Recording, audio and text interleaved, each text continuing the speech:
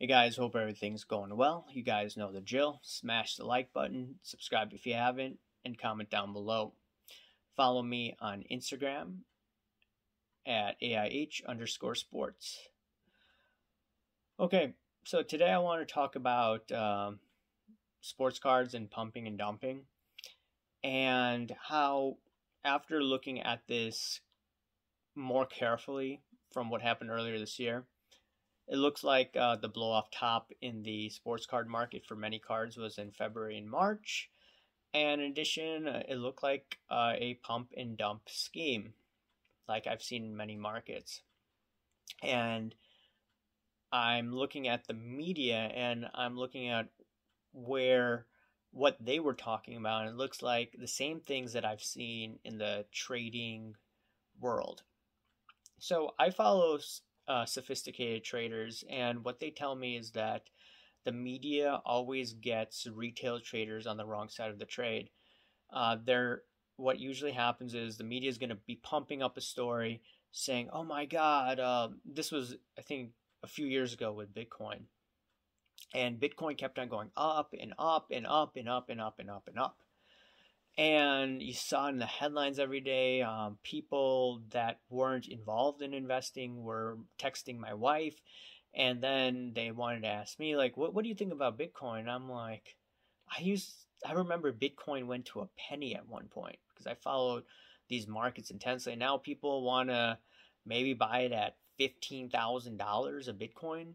You have to remember, it was at 400, 500 bucks a couple of years back, and now it's $15,000. Now they want to chase it.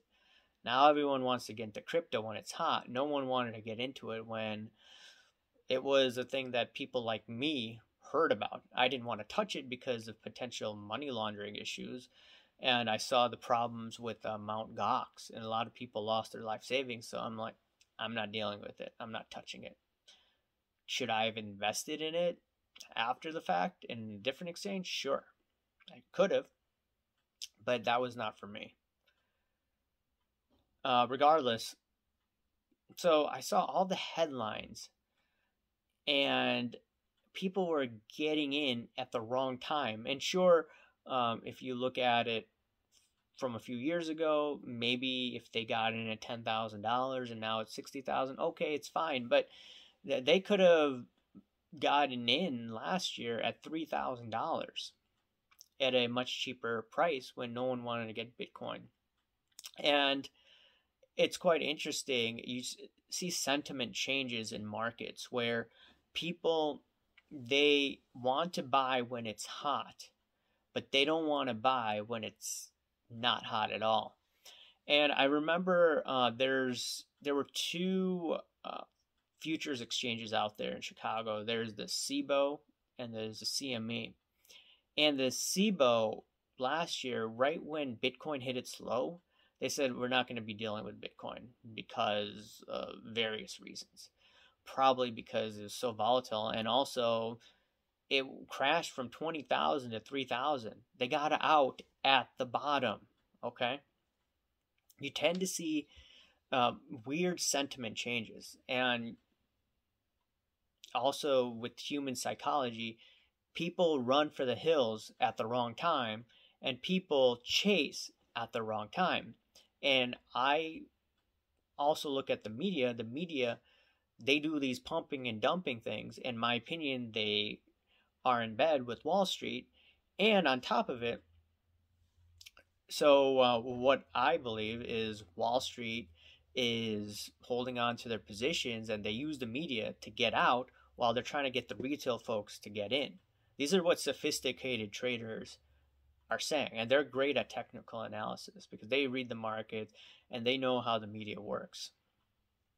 And long story short, in my opinion, and I'm going to get into the sports card aspect of it shortly, my opinion is the media, they want to make money, and the way they make money is trying to have people retweet and share their articles. And at the same time, they probably collaborated with Wall Street, and they get people in and out at the wrong times. And they divert people in ways they should not, and also they manipulate people's emotion in the wrong way. And one other thing about the media before I get into sports card, I'll look at this example in Wisconsin, in Kenosha. So you have this case, there's a verdict that was reached on Friday, and you see a lot of people with very emotional opinions about this case. And the media is talking about this constantly, nonstop. You see it on the news everywhere. You have one of my wife's relatives ask my wife about it, and she gave her opinion based on the limited information that she had. And she learned some of the things from me because I've been paying attention to a certain degree. Regardless, so the media is talking about this all the time, all the time. They want you focused on one thing, but then another case that I think is important is regarding this one creepy lady. Her last name is Maxwell. You guys probably know who I'm talking about if you are well read in the political sphere. But regardless, they're not talking about that case where there's now deliberation and there's a case in court now and no attention's paid there, but everyone's talking about this case in Wisconsin, which, okay, yeah, talk about it, but they're not talking about this crazy lady Maxwell, okay? So I have never liked the media, and all I'm trying to say is that they try to divert your attention, they manipulate you, and it's not good in terms of investing. You got to come in with a rational sense. You got to look at logic, and you cannot let your emotions get in the way. And now getting to the sports card arena. So what happened was earlier this year, as you know, you had the Michael Jordan cards selling like crazy. And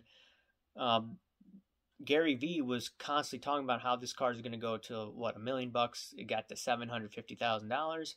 And then February of this year, I believe CNN first picked up the story about how sports cards were going crazy. I mean, there are articles before that, but it started with CNN, and it was February 12th. I saw the date. And they interviewed Ken Golden. And then I saw a bunch of articles, and this was just a Google search of Wall Street and also sports cards. And you had CNN talk about it. I saw The Hill talk about it. I saw the Chicago Tribune talk about it. I saw, I think maybe a Forbes story, but the Forbes story was more of like, if you have sports cards, you got to protect your investments or something like that. So that was more in favor of the retail guy or the sports card collector. But everything else, just talking about Wall Street and sports cards. And they're talking about how Wall Street's getting in on this and it's a boom. And I saw this one quote by Ken Golden, which I thought, now looking at it, sounds kind of crazy, but some people may disagree with it. And I think they were asking him about a bubble. And what he said in that quote was, yeah, this is not a bubble. This is becoming a cultural thing. And if you look at it, at that point, the Michael Jordan Fleer 86 card went from $760,000 to a low of about $268,000. Now it's rebounded in some auctions. I believe it was like, $368,000 last time I checked from a few weeks ago. If anyone knows an updated price, let me know. But you see indefinitely correction. I saw a PSA 9 selling Probstein earlier this year for about $80,000. I think on Golden it sold for about 24 grand. I mean, that's what you call a bubble. I mean, that's a crash. Now, has everything crashed? No, it hasn't. For all the things that were, you could say, hyped up, those things have gone down substantially. And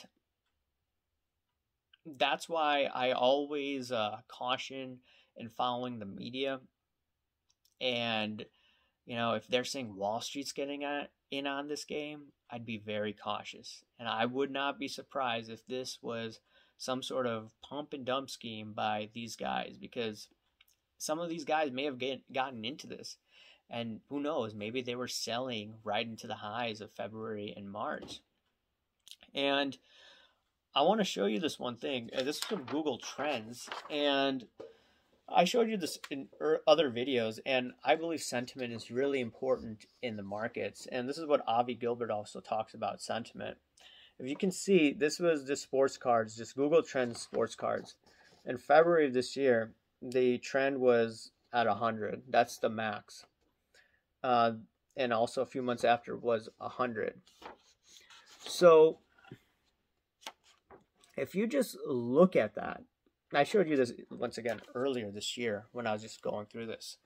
I should have looked at this more carefully, because I would have probably sold a lot more cards earlier this year. I was just going with a more conservative approach. Okay, I'm just going to sell some of the cards that have gone up 6-7 fold and call it a day. That was just my strategy. And I didn't want to sell cards because I've had cards and other things not lost by USPS, but there's a huge delay in some of the items we shipped out during the pandemic. There were maybe a few items that have been lost by USPS, so let me correct myself on that. Regardless, from what I've looked at markets, you want to sell when there's extreme sentiment towards the high end. When sentiment's really high, that's when you want to sell, because there aren't that many sellers at that time. Everyone is chasing. And like I mentioned, in terms of investing, people feel more comfortable while the market's going up. They do not want to buy when a lot of people are running towards the hill. And I talked about this concept in the past during, when our ancestors were around.